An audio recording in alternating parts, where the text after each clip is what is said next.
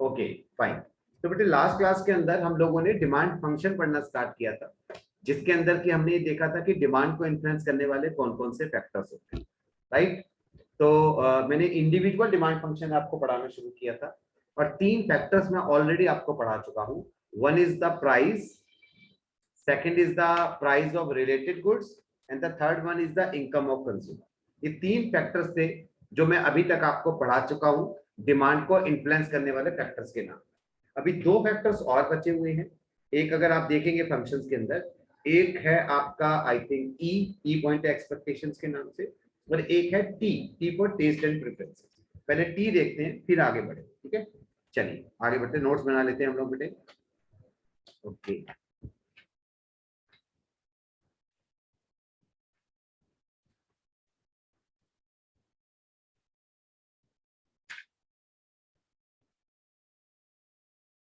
तो this is the बेटे fourth factor of individual demand function.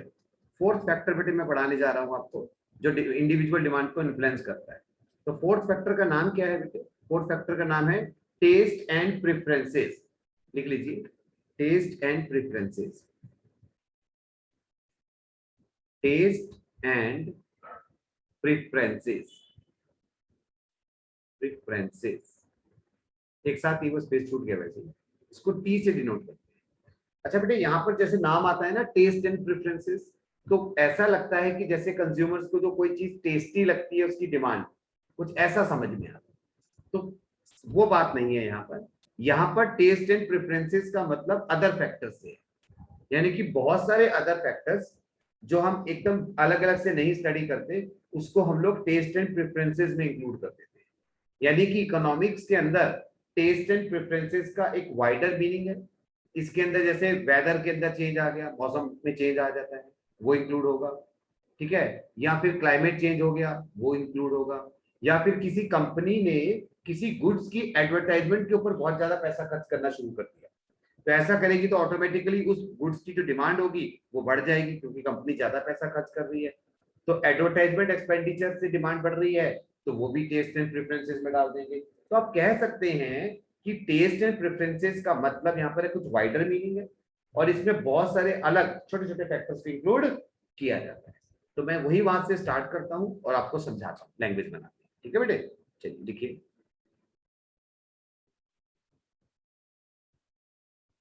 इसी बात से पहले लिखते हैं इन इकोनॉमिक्स, यहाँ पे लिखिए in economics, in economics comma taste and preferences, taste and preferences, taste and preferences has wider meaning।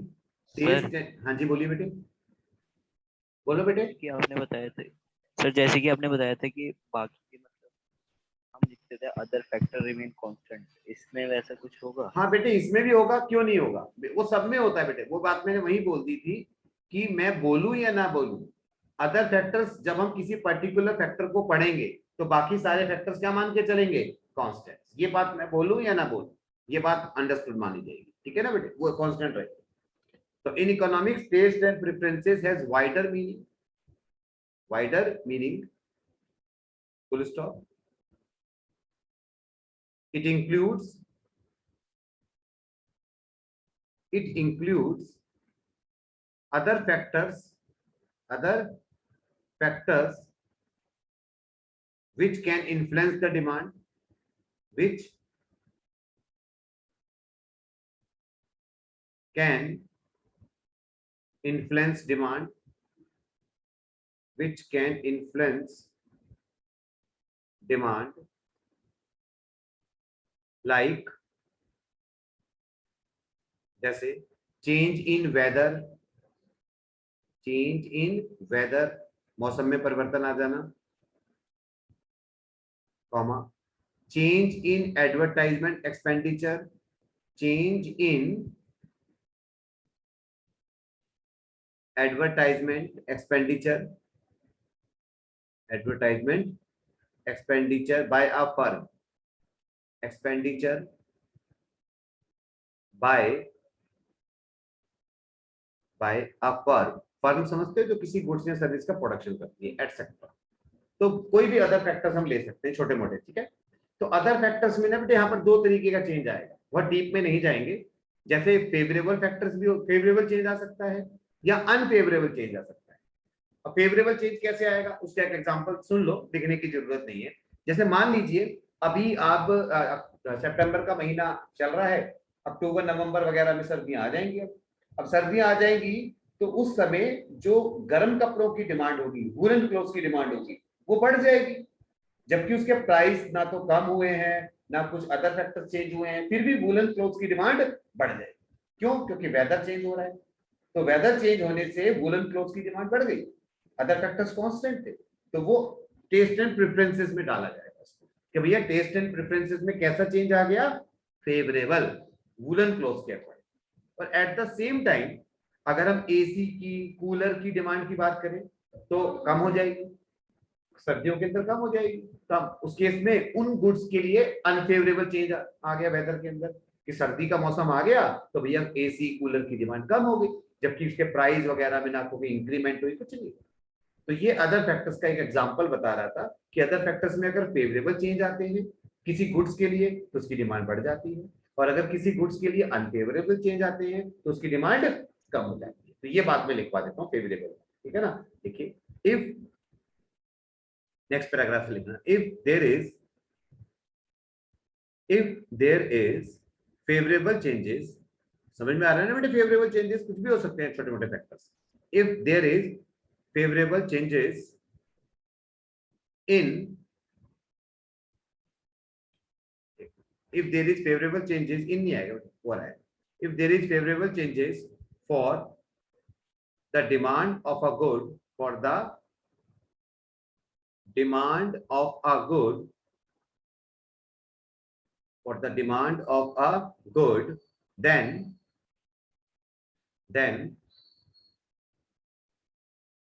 its demand, then its demand क्या करेगी बेटे, फेवरेबल चेंज में डिमांड राइज हो जाएगी, its demand rises। but in case of unfavorable changes, in case of unfavorable changes,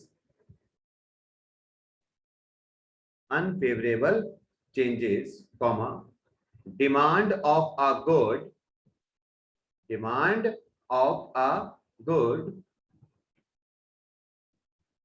falls, demand of a good falls, full stop। ये हम आपको समझ में आ गया, क्लियर हो गया बेटा सबको ये वाला फैक्टर टी और टेस्ट एंड प्रेफरेंसेस। और जैसा कि मैंने आपको बताया कि यहाँ पर टेस्ट एंड प्रेफरेंसेस का मतलब सिर्फ वो खाने वाले टेस्ट से नहीं है, बल्कि कुछ अदर फैक्टर्स को भी इसके अंदर इंक्लूड किया जाता है। तो ये फोर्थ फैक्टर हो गए। फिफ्थ फैक्टर होता है, देखिए फिफ्थ होता है बेटे एक्सपेक्टेशन ऑफ कंज्यूमर, ई है बेटे फिफ्थ का नाम, expectation of consumer, expectation of consumer, bracket में लिख देना बेटे E. What the consumer expect, what the consumer expect, consumer क्या एक्सपेक्ट कर रहा है, किस बारे में क्या एक्सपेक्ट कर रहा है। जरा मैं एक बार स्लाइड्स आपको लेके एक बार रफली समझाता हूं कि वो कौन सी एक्सपेक्टेशंस की बात कर रहे हैं। देखिए मान लेते हैं, मैं एक स्लाइड्स लेता हूं, आपको रफली लिखना मत, सिर्फ रफ समझाने के लिए है। मान लेते हैं किसी गुड्स के प्राइस, एप्पल ले लेते हैं, ठीक है बेटे। एप्पल के जो प्राइस हैं लेट एज्यूम वो 100 रुपीज पर केजी है, ठीक है। तो बंदा, एक नॉर्मल बंदा एक वीक में मान लीजिए उसके 5 केजी एप्पल वो खरीदता था वीक में, ठीक है। अब उसे ऐसा लग रहा है कि भैया ट्रकों की हड़ताल होने वाली हो गई है या होने वाली है, तो उसे ऐसा लग रहा है कि हो सकता है कि एप्पल के प्राइस कुछ टाइम में राइज करने वाले हैं। उसे ऐसा लग रहा है, बढ़े नहीं है प्राइस, बढ़े नहीं है, उसे ऐसा लग रहा है। तो प्राइस तो अभी इंक्रीज नहीं हुआ, वो सेम प्राइस 100 रुपए पे ही वो क्या करेगा, थोड़े से ज्यादा एप्पल खरीद लेगा। हो सकता है वो 10 केजी एप्पल खरीद, डिमांड इंक्रीज कर देगा, जबकि प्राइस अभी चेंज नहीं हुआ है। उसे ऐसा लग रहा है कि प्राइस बढ़ने वाला है, तो वो सेम प्राइस पे डिमांड बढ़ा देगा, क्योंकि उसको ऐसा लग रहा है, एक्सपेक्टेशन है उसकी। तो अगर किसी कंज्यूमर को ऐसा लगता है बेटे कि प्राइस बढ़ने वाला है, बढ़ा नहीं है, बढ़ने वाला, तो वो करंट डिमांड को क्या कर देगा, राइज कर देगा। इंक्रीज कर देगा, थोड़ा स्टॉक में रखने की कोशिश करेगा। और अगर उसे लगता है कि यार प्राइस कम होने वाला है, एप्पल की बहुत सारी माल, एप्पल जो है मार्केट में आ गया है, तो क्या करेगा वो, सेम क्वांटिटी सेम प्राइस के ऊपर क्वांटिटी क्या कर देगा, कम कर देगा। वो सोचेगा 3 ही किलो खरीद लेता हूँ भाई, जब सस्ता हो जाएगा तब खरीद लूंगा। तो बड़ी सिंपल सी बात है, अगर कंज्यूमर को लगता है कि कीमत बढ़ने वाली है नियर फ्यूचर के अंदर, तो वो करंट में प्राइस डिमांड बढ़ा देगा। अगर उसे लगता है कि कीमत कम होने वाली है, तो वो डिमांड क्या कर देगा। समझ में आ गया होगा, ठीक है।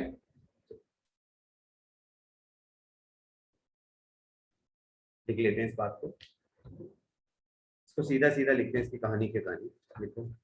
अदर फैक्टर्स रिमेनिंग कांस्टेंट तो रहेगा, मैं लिख देता हूँ बात। अदर फैक्टर्स रिमेनिंग कांस्टेंट लिखो, अदर फैक्टर्स रिमेन कांस्टेंट, ये रिमेन्स लिख रहा हूँ, remains constant, comma, if a consumer, comma, if a consumer expects, ये expect लिख रहा हूँ बेटे, if a consumer expects rise in price, rise in price, rise in price in near future, rise in price in near future, then he will increase, क्या करेगा बेटे, अगर उसे लग रहा है प्राइस बढ़ने वाला है, राइज कर देगा, he will increase his current demand, he will increase his current demand, he will increase his current demand, and vice versa, vice versa तो समझते हैं, उसका उल्टा हो जाएगा, ठीक है। तो ये आपने ये वाला फैक्टर्स भी देखा है, सबको समझ में आ गए सारे फैक्टर्स। 5 फैक्टर्स थे इंडिविजुअल डिमांड के, जो मैंने डिमांड फंक्शन में लिखे थे इंडिविजुअल में, वो सबको समझ में आ गया। अब हम बात करेंगे मार्केट डिमांड फंक्शन की, किसकी बात करेंगे, मार्केट डिमांड फंक्शन की। मैं क्या पढ़ा रहा था, मैं वो फैक्टर्स पढ़ा रहा था जो किसी एक इंडिविजुअल पर्सन की डिमांड को इन्फ्लुएंस करते, और वो 5 फैक्टर्स थे। सबसे पहला था price of own good, second था price of related goods, third था इनकम ऑफ कंज्यूमर, और 2 आपके सामने आपकी स्लाइड्स के ऊपर taste and preferences and expectation of consumer. तो ये 5 चीजें हैं जिनके चेंज होने से कोई बंदा अपनी डिमांड को चेंज कर देता है। अब मार्केट में डिमांड कैसे चेंज होती है, उसको कहते हैं मार्केट डिमांड फंक्शन। जरा उसके ऊपर आगे वाले स्लाइड में देखते हैं क्या है, कौन कौन से फैक्टर्स है मार्केट के। चलिए देखते हैं, हेडिंग डाल लीजिए market demand function.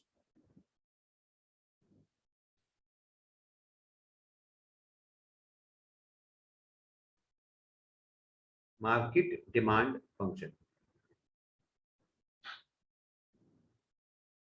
Market demand function.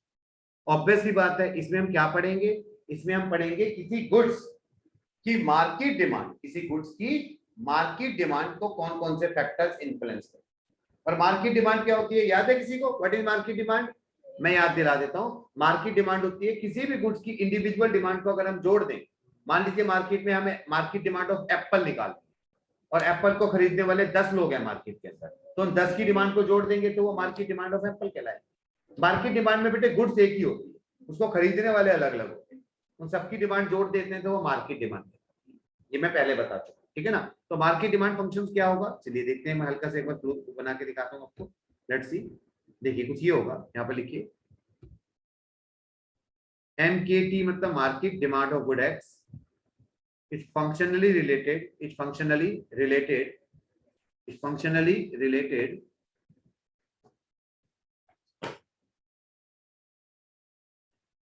अब इसके फैक्टर्स लिख लेंगे। MKT market D of DX is functionally related PX PR Y T E and N YD NNYD। ये क्या है, व्हाट इज दिस, ये क्या है बेटे, ये market demand of good x है। ये क्या है बेटे, market demand, market demand of good x, market demand of good x. और ये क्या है बेटे, फैक्टर्स अफेक्टिंग मार्केट डिमांड, ये है factors affecting, factors affecting market demand, factors affecting market demand, ये मार्केट डिमांड को इन्फ्लुएंस करने वाले फैक्टर्स हैं। देख लिया सबने। अगर आप इनको बहुत ध्यान से देखें तो आपको एक चीज नजर आएगी, बहुत ध्यान से देखें। क्या नजर आएगा कि P X, P R, Y, T and E, ये 5 फैक्टर्स ऐसे हैं, ये तो मार्केट डिमांड के फैक्टर्स हैं, ये तो मार्केट डिमांड को इन्फ्लुएंस कर रहे थे। तो भाई इसमें भी आ रहे हैं, क्यों नहीं आएंगे, क्यों नहीं आएंगे भाई? जब इंडिविजुअल डिमांड, ऑब्वियस सी बात है, जब इंडिविजुअल डिमांड को जोड़ के ही मार्केट डिमांड आ रही है, तो मेरी डिमांड को जो फैक्टर इन्फ्लुएंस करेगा वो कहीं ना कहीं इनडायरेक्टली मार्केट डिमांड को भी इन्फ्लुएंस करेगा, क्योंकि अगर मेरी डिमांड चेंज होगी तो मार्केट की डिमांड भी चेंज होगी। तो यानी कि जो फैक्टर्स मार्केट डिमांड को इन्फ्लुएंस करेंगे ऑटोमेटिकली वो फैक्टर्स इंडिविजुअल, सॉरी, जो फैक्टर्स इंडिविजुअल डिमांड को इन्फ्लुएंस करेंगे वो मार्केट डिमांड को भी इन्फ्लुएंस करेंगे। ये बात सबको समझ में आती है। तो ये 5 फैक्टर्स में दोबारा से नहीं पढ़ाने वाला, ये वही है, ठीक है। अगर एग्जाम में आएगा मार्केट फैक्टर समझा दो तो ये 5 समझा सकते हैं, कोई दिक्कत नहीं है। लेकिन ये 2 फैक्टर्स आपको अलग से नजर आ रहे हैं, एन और वाई डी, देख रहे हो? ये 2 फैक्टर्स ऐसे हैं जो सिर्फ मार्केट डिमांड को इन्फ्लुएंस करते हैं, इंडिविजुअल डिमांड को नहीं करते। 2 फैक्टर्स, बाकी सारे के सारे 7 फैक्टर्स मार्केट के। तो लेकिन पहले 5 फैक्टर्स इंडिविजुअल को करते हैं पहले, और उस कारण मार्केट की डिमांड इन्फ्लुएंस हो जाती है। लेकिन ये जो 2 फैक्टर्स दिख रहे हैं ना आपको, एन एन वाई डी, ये इंडिविजुअल को इन्फ्लुएंस नहीं करेंगे, ये डायरेक्टली मार्केट की ऐसे कैसे करेंगे। समझ में आगे बात, एन एन वाई डी। तो इन 2 के बारे में जरा समझ लेते हैं कि भैया एन एन वाई डी क्या है और कैसे मार्केट डिमांड को इन्फ्लुएंस करते हैं, राइट। चलिए देखते हैं। तो मैं यहाँ पर नंबर 1 लिख रहा हूँ, मैं 5 फैक्टर्स नहीं बता रहा हूँ, ये वही है, वही नहीं लिखना भी नहीं आप लोगों को, दोबारा रीराइट, दोबारा क्यों रीराइट करोगे तुम, एग्जाम में आएगा तब देखना, ठीक है ना। तो एन का मतलब क्या होता है, आप उसको लिख सकते हैं साइज ऑफ पॉपुलेशन, ये नंबर ऑफ कंज्यूमर्स, एक ही बात है, साइज ऑफ पॉपुलेशन। एन इसलिए ले रहे हैं क्योंकि एक्चुअली में नंबर ऑफ कंज्यूमर्स की बात करता है। बड़े सिंपल है यार, इसमें तो एक ही लाइन में खत्म कर दूंगा मैं इसको, देखो बड़ी सिंपल सी बात है। Other things remaining constant, higher the size of population, more will be the market, कहानी खत्म। मार्केट में जितनी ज्यादा पॉपुलेशन होगी एक इलाके के अंदर, मार्केट डिमांड उतनी ज्यादा आएगी। अब मान लीजिए एक शॉप है, अब तुमने जंगल में दुकान खोल ली, तो भाई जंगल में कितनी ब्रेड बिक जाएंगी, देख लो तुम, ब्रेड की दुकान खोल ली तुमने, कितनी ब्रेड बिकेगी। कभी कभार कोई आता जाता एक आध खरीद लेगा, खरीद लेगा। और तुमने शहर के बीच में दुकान खोली तो कितनी बिकेंगी, बहुत डिमांड आएगी। डिपेंड करता है क्योंकि वहां पर साइज ऑफ पॉपुलेशन ज्यादा है। तो बड़ी सिंपल सी बात है, other things remaining constant, higher the size of population, more will be the market demand and vice versa. और इस बात का मेरी या तुम्हारी डिमांड से कोई फर्क नहीं पड़ता। अब मेरा घर जंगल में है तो मैं तो अगर एक ब्रेड खरीदता तो एक ही खरीदूंगा, चाहे जंगल में घर हो चाहे मेरा किसी सिटी में घर हो, मैं तो एक खरीदता तो एक ही खरीदूंगा। तो इंडिविजुअल डिमांड को इन्फ्लुएंस नहीं करती है, कि कौन सी डिमांड को इन्फ्लुएंस करती है, सीधा मार्केट डिमांड को इन्फ्लुएंस करती है। तो लिखिए other things remaining constant,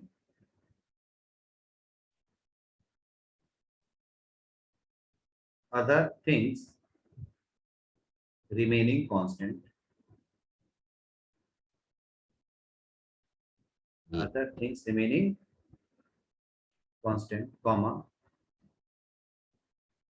higher the size of population, एक ही लाइन लिखेंगे, higher the size of population, higher the size of population, comma, more will be the market demand, more will be the, more will be the market demand and vice versa, and vice versa, more will be the market demand and vice versa। n हो गया आपका।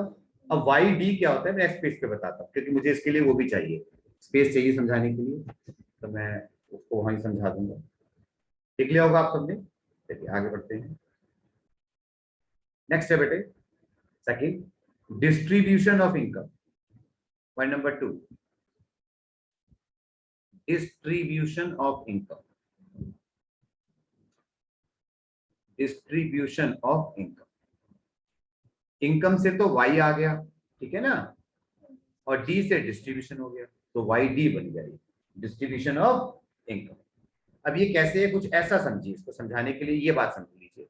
मान लीजिए एक छोटी सी एक समझाने के लिए, मान लीजिए एक मैं छोटा सा एग्जांपल ले लेता हूँ। एक पर्टिकुलर प्लेस है, ठीक है, उस प्लेस में 100 पीपल रहते हैं, ठीक है। एक पहला केस ले रहा हूँ, ए 100 लोग रहते हैं, और लेट एज्यूम उस पूरे एरिया में अर्निंग हुई, एरिया की अर्निंग है, ठीक है, उस एरिया में अर्निंग हुई मान लीजिए 1000 रुपीज, ठीक है। ये 100 लोग रहते हैं इसके अंदर, और अगर हमने सबको इक्वल पैसा बांट दिया, इक्वल डिस्ट्रीब्यूशन कर दिया, क्या कर दिया, इक्वल डिस्ट्रीब्यूशन, ठीक है, इक्वल डिस्ट्रीब्यूशन कर दिया। तो अगर मैं 100 के 100 बंदों को 1000 रुपए बांटूंगा, तो सबके हिस्से में कितना कितना आएगा, 10-10 रुपए आएंगे, ठीक है बेटे, 10-10 रुपए आएंगे। और भाई यहाँ पर ना एक जूस की दुकान है, एक जूस की दुकान है, जूस शॉप, ठीक है बेटे। अब भैया सबकी जेब में पैसे हैं, अब जूस पीने का मन जिसको भी होगा जाके खरीद सकता है या नहीं खरीद सकता है, खरीद लेगा। 10 रुपए का पैकेट है जूस का, जिसका मन करेगा खरीद लेगा। तो यानी कि सबके पास परचेजिंग पावर है। अगर मैंने इनकम को कैसे बांटा है, इक्वली डिस्ट्रीब्यूट किया, ठीक है बेटे। ये एक पहला मैंने केस बनाया।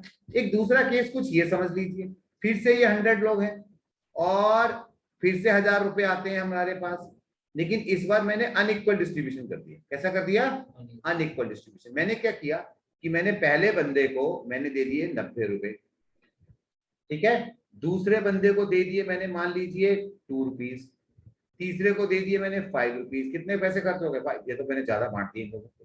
पहले वाले को चलो मान लीजिए दे देते हैं हम 80 रुपीज, ठीक है ना। तो बाकी जो बचे उसको 58 54 करते करते बाकी सब बांट दिए, सबको दे दिए। और कम कर लो इसको, 80 को 70 कर लो, बाकी सब में थोड़े थोड़े पैसे बाकी बाकी। अब फिर यहाँ पर जूस की दुकान है, वही 10 रुपए का जूस का पैकेट है। तो क्या सब लोग जूस खरीद पाएंगे, सब लोग जूस नहीं खरीद पाएंगे। तो जूस की डिमांड किस में ज्यादा आएगी, ए में या बी में, ए, क्योंकि ए में सबके पास है, ज्यादातर लोगों के पास पैसा है, तो जूस खरीदने चल पड़ेंगे। और इसमें जिन 2 4 5 10 लोगों के पास ज्यादा भी पैसा है, वो इतनी डिमांड थोड़ी कर देंगे, जूस के पैकेट ही पिए जाएंगे, 100 की जगह खुद ही पी जाएंगे। ज्यादा से ज्यादा खुल के भी पिएंगे तो 3 पैकेट पी रहेगा कोई बंदा। अब 3 पैकेट के 100 का मुकाबला थोड़ी कर लेंगे। तो इसका मतलब है कि अगर इनकम अनइक्वल डिस्ट्रीब्यूशन होता है तो लोगों के पास परचेजिंग पावर सबके पास ऑन एन एवरेज कम हो जाता है, तो लोग मार्केट में डिमांड क्या आ जाएगी बेटे, कम हो जाएगी। तो बड़ी सिंपल सी बात दिखने वाला हूँ, कहानी मैंने इतनी गा दी, बात में बड़ी सिंपल बोलूंगा कि अदर फैक्टर्स अगर कांस्टेंट रखें, तो अगर इक्वल डिस्ट्रीब्यूशन होता है इनकम का, अगर इनकम का डिस्ट्रीब्यूशन इक्वल होता है तो market demand will be high, and in case of unequal distribution market demand will be low. ये समझाना चाहता हूँ, तो लिख लीजिए, बना रहे तो बनाना नहीं है आपको, मैंने वैसे देखिए, other things remain constant, other things remain constant remain constant, comma, if the distribution of income, if the distribution of income is equal, distribution of income is equal, then market demand, not demand, market demand कैसी होगी बच्चों, high, market demand will be high, and in case of unequal distribution, and in case of unequal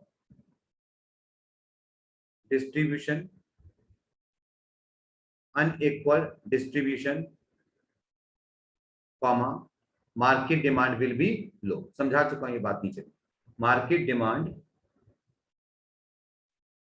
will be low. Clear सबको, I hope आपको ये सारे factors clear हो गए होंगे, इंडिविजुअल वाले भी और मार्केट फैक्टर्स हमारे खत्म हो गए। ये बेटे फैक्टर्स जो आपने पढ़े हैं ना, जब तक जिंदगी में तुम इको पढ़ोगे ना तब तक ये फैक्टर तुम्हारा हेल्प करेंगे, ध्यान रखना। ये नहीं कि 11th पास करते ही फैक्टर तुम्हारे को छोड़ देंगे, नहीं। ये इकोनॉमिक्स की बैकबोन है, इकोनॉमिक्स की, क्योंकि इकोनॉमिक की बैकबोन दो ही चीजें होती है, डिमांड और सप्लाई से चलती है इकोनॉमिक्स। अब और डिमांड को कौन इन्फ्लुएंस करता है, उसके फैक्टर आपने पढ़े हैं। सप्लाई को कौन इन्फ्लुएंस करेगा, उसको सेकंड टर्म में पढ़ लेंगे।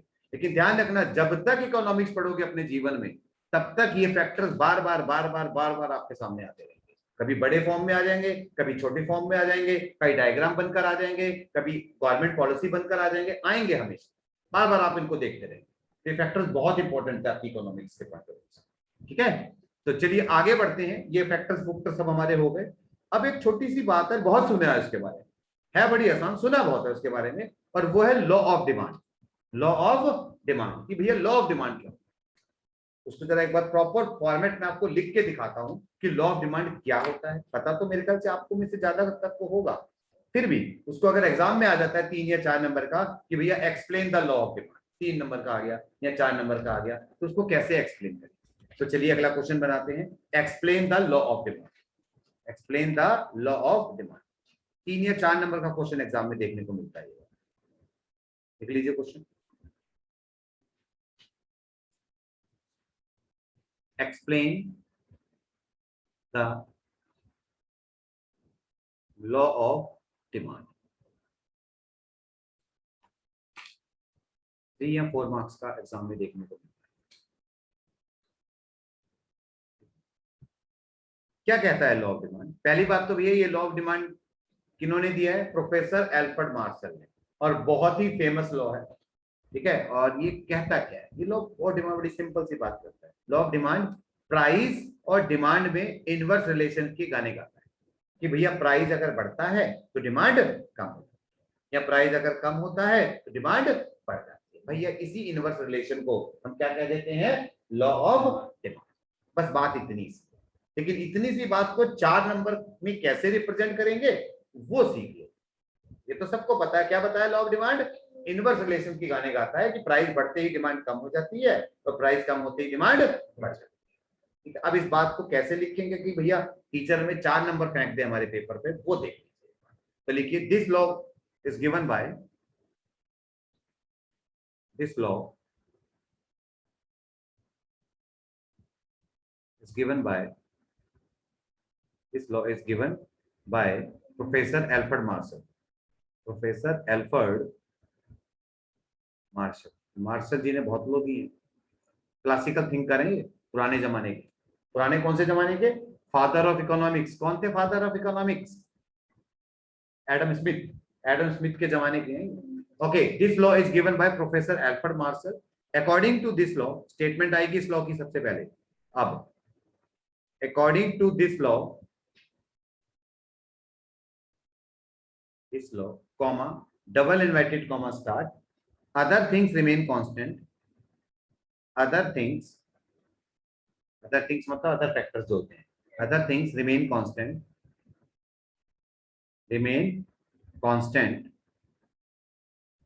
comma, there is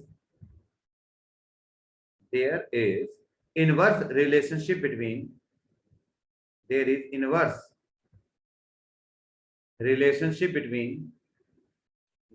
relationship between price and demand of a good, price and demand of a good, full stop, double inverted comma close। ठीक है, फिर लिखेंगे in other words, यहाँ पर लिखिए in other words, comma, if the price of a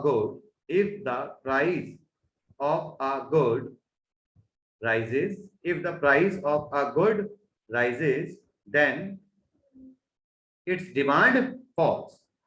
अगर किसी goods का प्राइस बढ़ता है तो उसकी डिमांड क्या करती है बच्चों, false. And vice versa, vice versa मतलब उल्टा, ठीक है, वाइस वर्सा। तो ये हमने स्टेटमेंट दे दी कि भैया इनवर्स रिलेशन होता है, और इनवर्स रिलेशन का मतलब ये होता है कि अगर प्राइस बढ़ेगा तो डिमांड कम हो जाएगी, इसका वाइस वर्सा।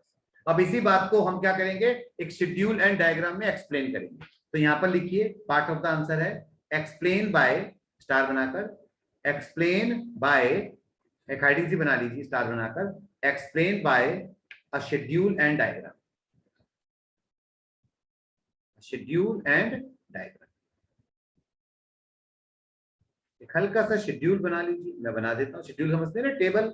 देखिए यहाँ पर, देखो यहाँ पर प्राइस ले लीजिए, ठीक है, और यहाँ पर डिमांड ले लीजिए, टेबल बना लीजिए प्राइस एंड डिमांड की इस तरीके से। यहाँ पर ले लीजिए 1 2 3 4, 4 रुपए की कीमत हो गई, और यहाँ पर इनवर्स दिखा देना, जैसे 40 30 20 एंड 10। जैसे जैसे प्राइस बढ़ रहा है आप देख सकते हैं, वैसे वैसे डिमांड क्या हो रही है, कम हो रही है। सिंपल। यहाँ पर इसी बात को आप एक टेबल में डायग्राम बना दीजिए इस बात का, खत्म कहानी। देखो मैं बना देता हूँ।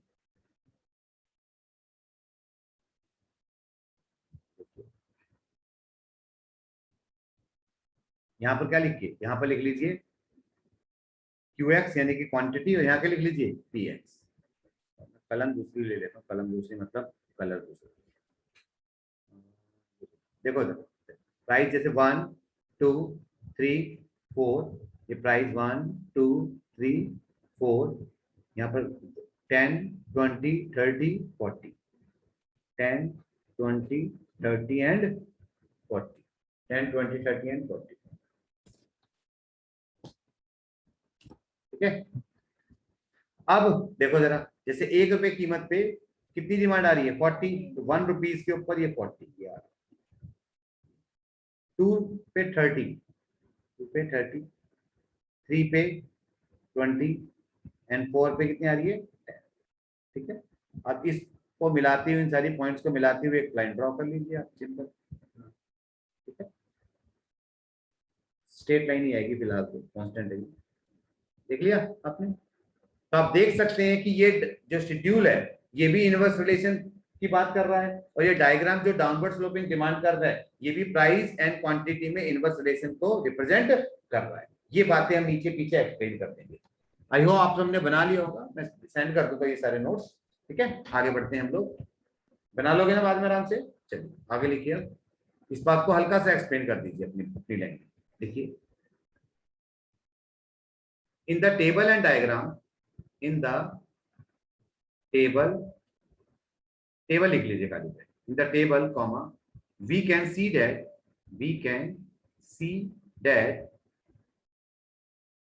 as the price of a good rises, as the price of a good rises, bracket में राइज करके दिखा दो जो टेबल में था 1 2 3 4, ये प्राइस राइज कर रहा था, then demand of the good, then demand of the good falls, bracket में दिख लीजिए कैसे फॉल्स कर रही थी, 40 30 20 and 10। that is this table shows the, that is this table shows the, this table shows the inverse relationship between, बेटे आप सभी एक काम करेंगे, क्लास को रिजॉइन करेंगे, सेम आईडी एंड पासवर्ड से सभी बच्चे क्लास को रिजॉइन करेंगे, ठीक है ना। बंद हो जाएगी तो रिजॉइन करेंगे, कॉन्सेप्ट अभी खत्म नहीं हुआ है तो रिजॉइन करिए, फिर जब खत्म होगा तब क्लास ऑफ करो। Demand for goods this, that is the table shows the inverse relationship between, inverse relationship between price and demand, inverse relationship between price and demand. ये तो टेबल की बात कर दी मैंने, पैराग्राफ चेंज, रिजॉइन कर लेना बाद में। Similarly demand curve is downward sloping, similarly demand curve is downward sloping, demand curve is downward sloping, which also